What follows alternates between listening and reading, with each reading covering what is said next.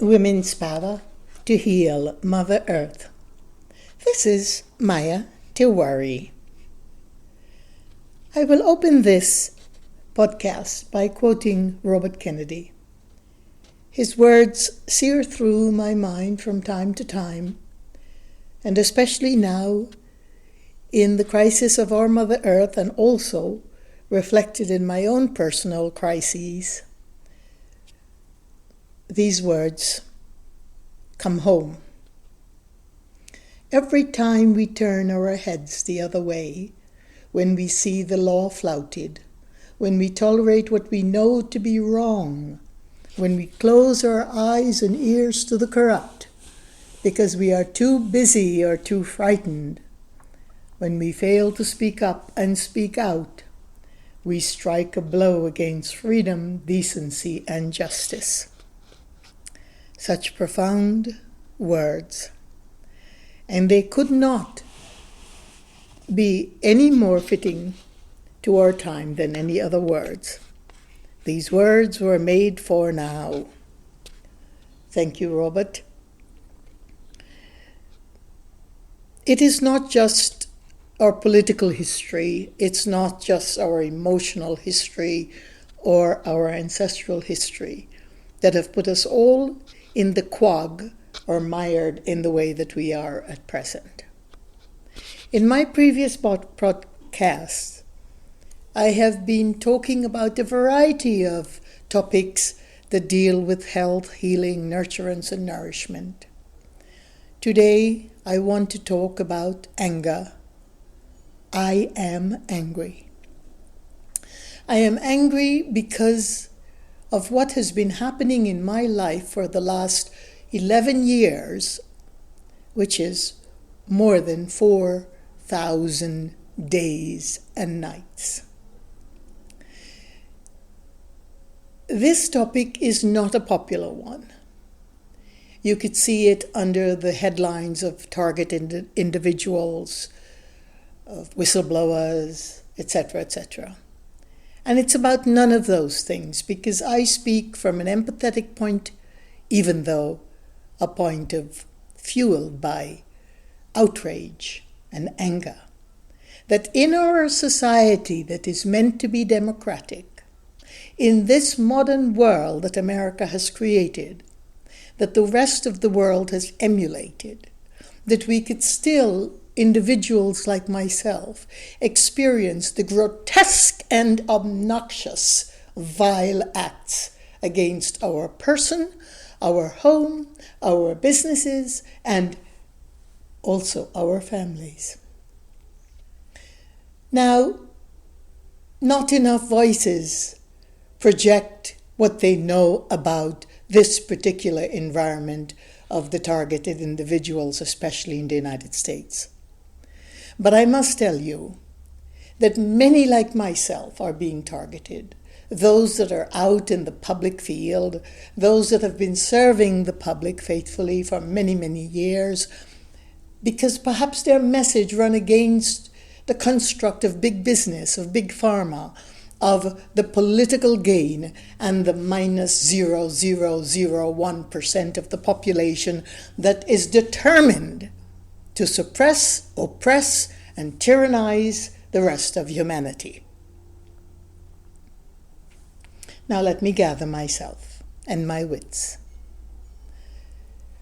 I have always been articulate about the protection of Mother Earth. Today, I am asking also the divine energies for the protection of my own life and my own prana, breath force, and my own health, so that I can continue to do the work that I've been purposed to do, and that is to serve the greater section of humanity that is still humanized, that is still devoted to good, to the values, good meaning not good and bad, but the values, the dharmas of our universal coexistence. And because I'm so determined to get up even when my body is being shattered, and because I'm so determined to serve the purpose, because energy far outweighs what we carry in the physical largess and the physical disabilities of our own physiognomies and psycho energies as well, I have decided to break my silence and to bring to you this broadcast that talks about the personal and egregious crimes against our individual, not only our individual rights in a civic society, but our individual right as a sacred human being, deserving their privacy, deserving not the bodily onslaught, deserving not to be raped, not to be poisoned, not to be gassed, and they deserve not to have the company of intruders each and every night.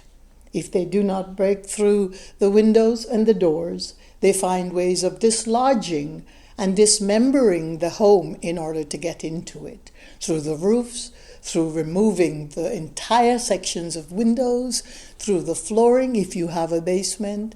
And it is so incredible that this is done in the silence of the dark night.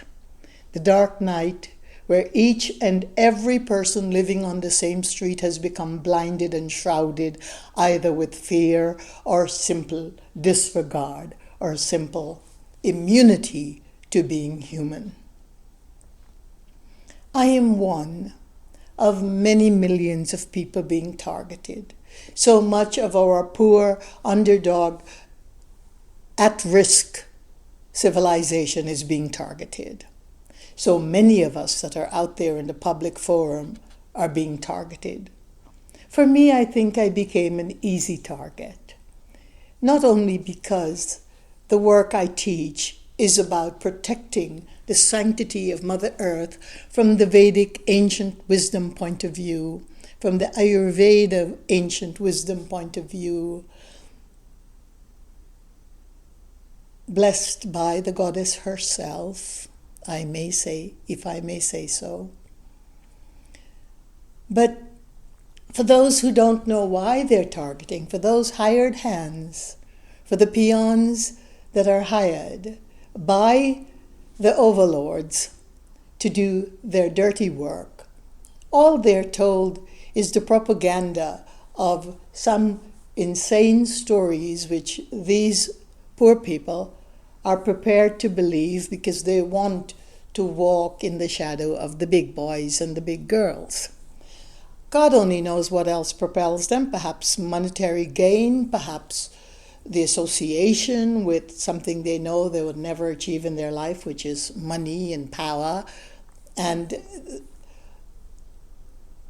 Simone de Beauvoir once said, and I paraphrase her, that if the underdog, if those at risk, if the poor population were not so willing to serve the egregious deeds of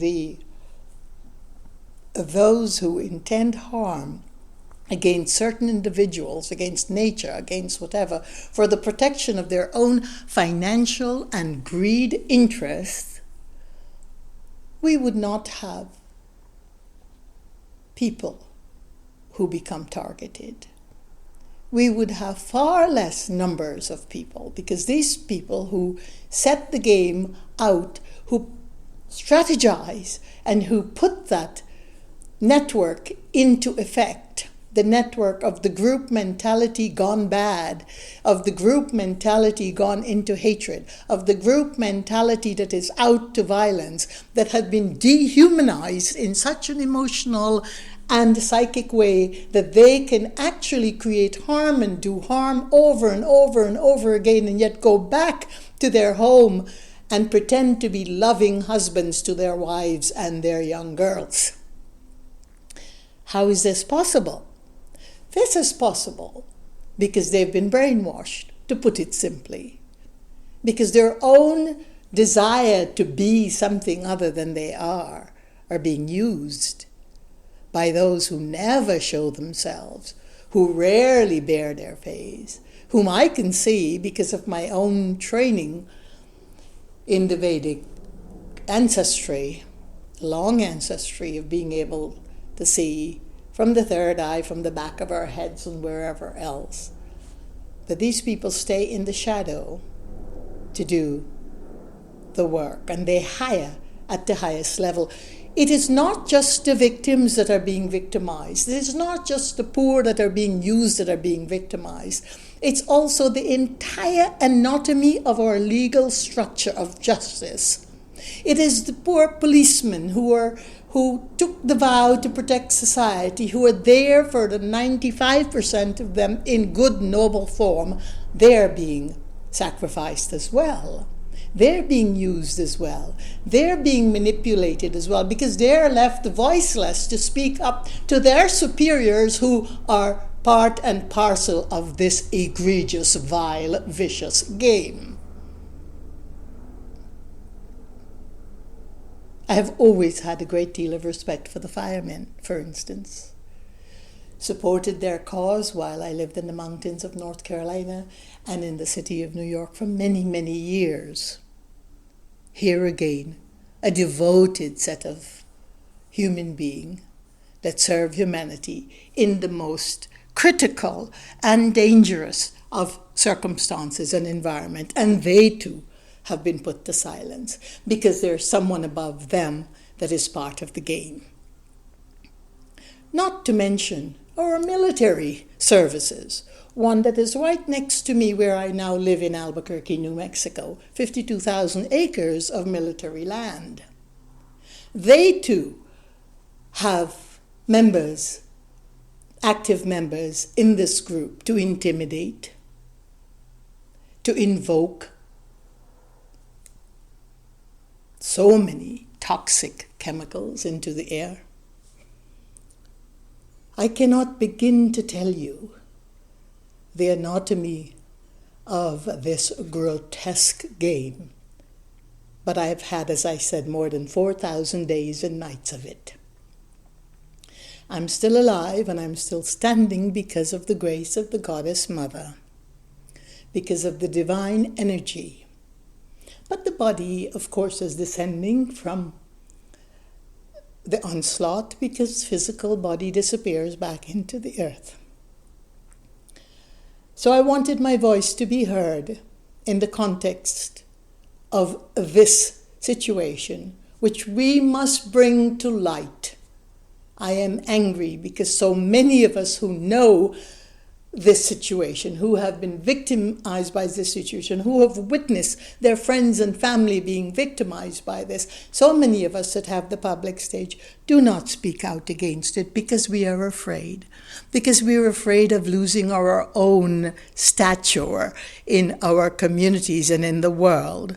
Because we have not just bought into that which is going on. We've decided that we are going to spread the work of holism, of nurturance, of everything that is going to help the public, but we will be silent about what needs to be stripped wide open.